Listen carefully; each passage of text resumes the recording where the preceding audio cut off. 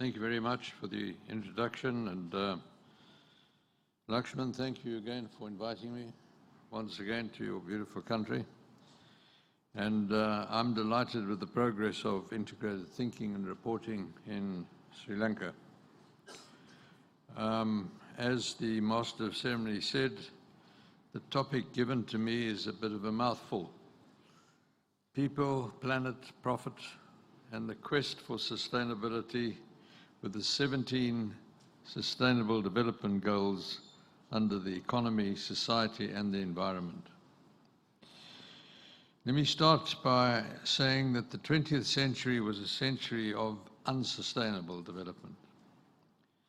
The cause was the doctrine of the primacy of the shareholder. I spoke about this yesterday evening. Directors believed they had to act in the best interest of shareholders to increase shareholder wealth instead of the long-term health of the company. This was the financial capital model, and the belief was increase the wealth of shareholders at the top, and the wealth would trickle down to the impoverished at the bottom. We knew by the end of the 20th century, certainly by 2008, that the trickle had become treacle. It had stuck. It did not come down. Two significant events ended the primacy of the shareholder concept. The one was ecological overshoot, using natural assets faster than nature was regenerating them, and the global financial crisis of 2008. The third industrial revolution expedited research, the computer age, and that established that 80% by the end of the 20th century of the market cap of some of the world's iconic companies was made up not of additives in a balance sheet, according to I beg your pardon, financial reporting standards, but what became known as the non-financial assets. By 2009, IFAC said financial reporting was critical but no longer sufficient. United Nations and the Global Reporting Initiative said that sustainability reporting had become critical, but without the numbers was also meaningless. This discussion progressed to seeing that reporting in two silos was divorced from reality, a financial report and a sustainability report. This led to the concepts of what His Royal Highness in Accounting for Sustainability called connected reporting, and I called integrated reporting. Thank you. That discussion progressed, and eventually we agreed it was integrated reporting. That was Sir Michael Peet and me. The International Integrated Reporting Council was established in 2010-11, and the framework, which is used here in Sri Lanka, was issued in December 13. From at least 2008 in the GFC, there was a trend away from this concept of the primacy of the shareholder. Shareholders, in fact, had become transient. On the London Stock Exchange, the holding of shares by shareholders, on average, became between 6 and 8 months from what was 17 years. Ownership in shares, because of electronic trading, changed within 22 seconds on stock exchanges. Shareholders became transient. By 2010, Paul Pullman, the then chief executive of Unilever, called a press conference in which he said, we, Unilever, cannot carry on business as usual. We have to carry on business as unusual. He launched the Sustainable Life Program, using less energy, less waste, re-engineering products so consumers used less water and less energy in using Unilever's products. Coca-Cola started its well-known water conservation program By 2020, quote, we will not waste a litre of water. Brewers of beer started looking at having water engineers and conservationists in their breweries and went back in their supply chain to move from spray irrigation on hops to drip irrigation to conserve water. Integrated thinking changed a company's corporate toolbox. From thinking in silos, as I was taught, and most of us sitting here in the audience were taught, we moved to integrating the sources of value creation together with the relationships between the company and its stakeholders.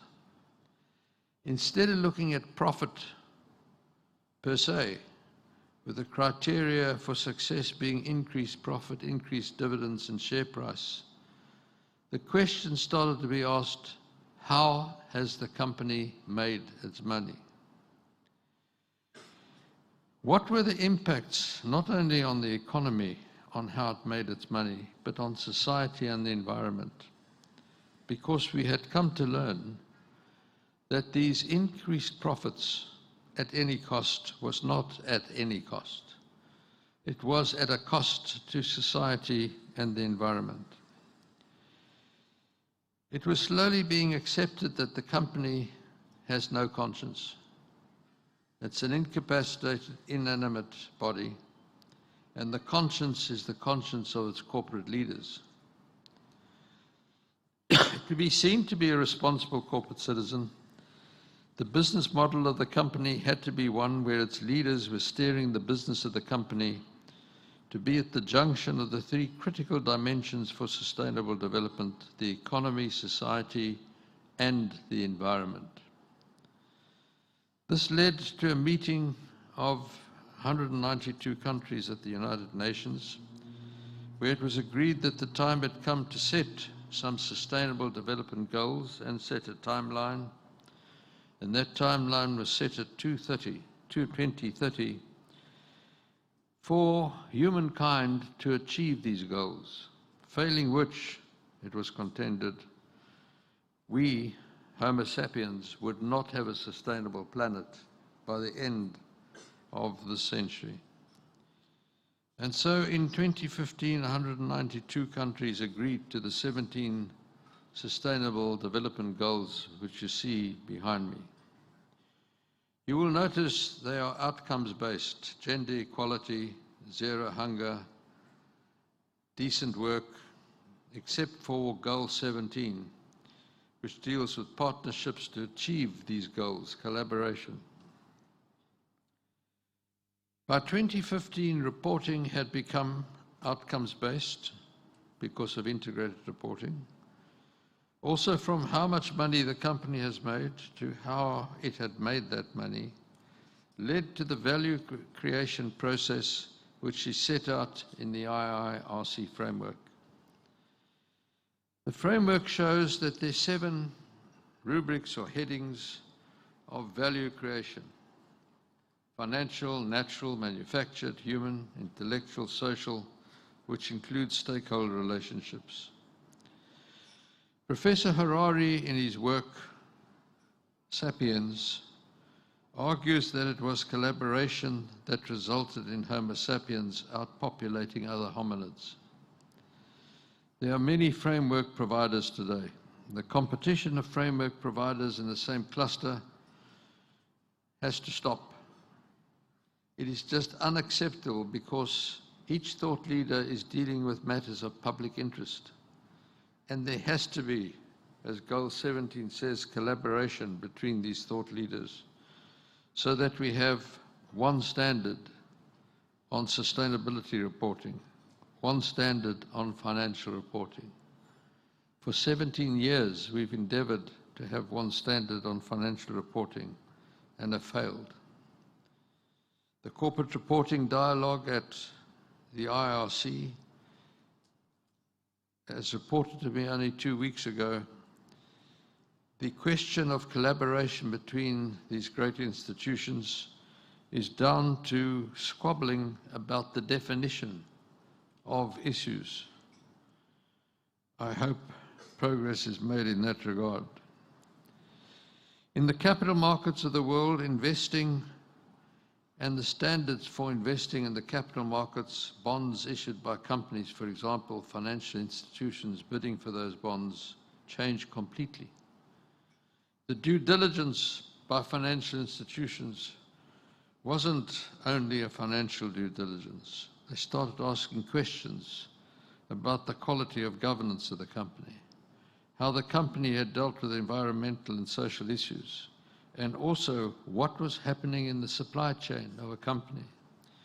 Because asset owners and asset managers had learned you can do a due diligence of the company that you're going to invest in one of its instruments. But if the supply chain has, for example, child labor in it, a breach of human rights, value is destroyed within 24 hours on the great stock exchanges. Consequently, concepts like CSR, corporate social responsibility, CSI, corporate social investment, are yesterday's concepts.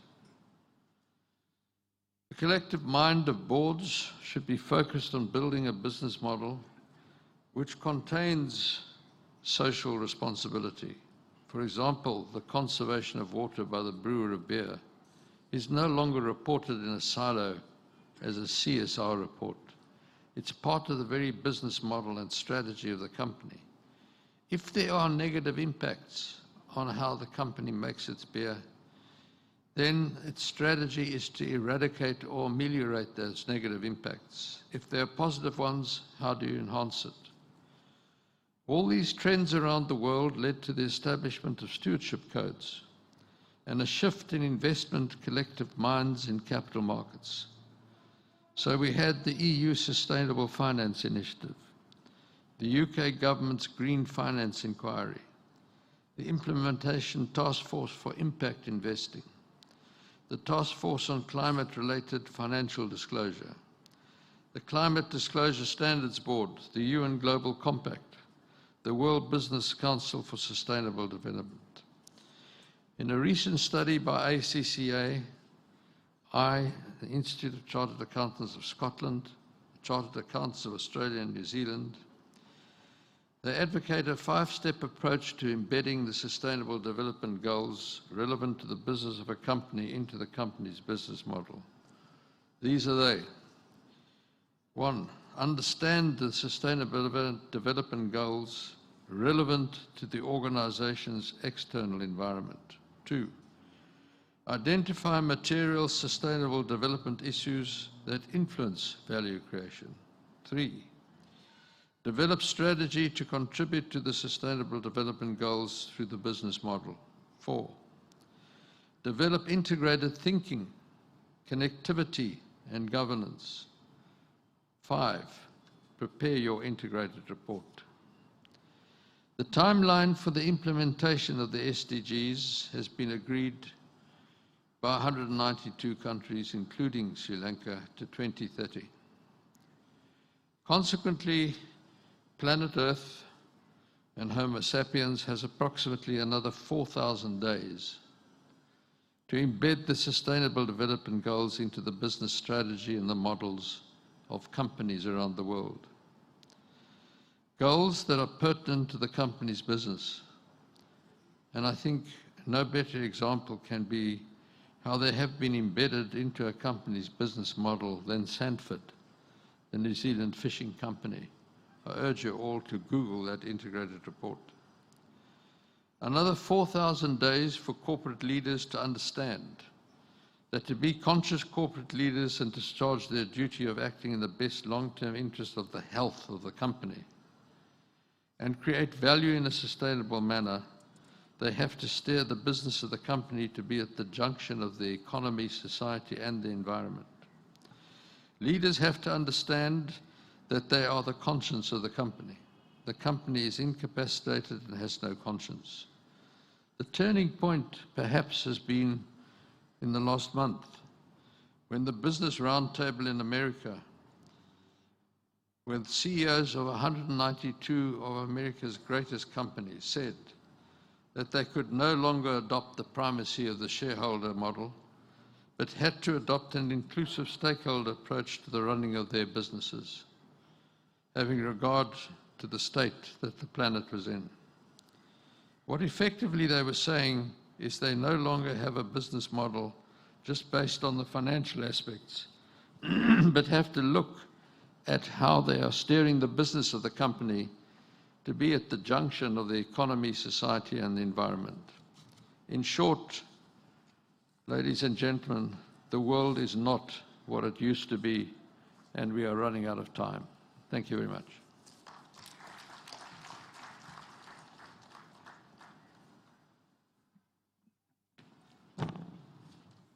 Thank you very much, Professor King.